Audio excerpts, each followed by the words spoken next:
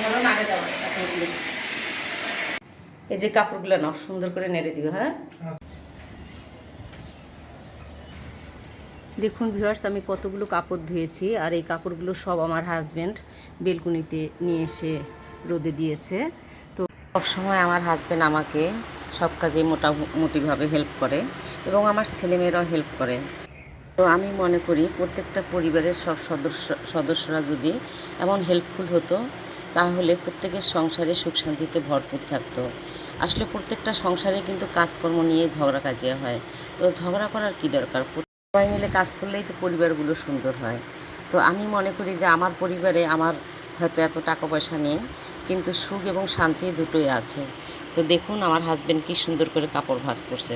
তো আমরা দুজনে মিলে এই কাপড়গুলো সুন্দরভাবে রোদ থেকে তুলে ভাঁজ করেছি। আপনারা সবাই পরিবারের মিলেমিশে কাজকর্ম করবেন, দেখবেন যে ভালো থাকবেন, শান্তিতে থাকবেন। তো ভিউয়ার্স, আমার ভিডিও যদি ভালো লেগে থাকে অবশ্যই আপনারা লাইক কমেন্ট করবেন, শেয়ার করবেন, আর আমার ফেসবুক পেজে ফলো দিয়ে পাশে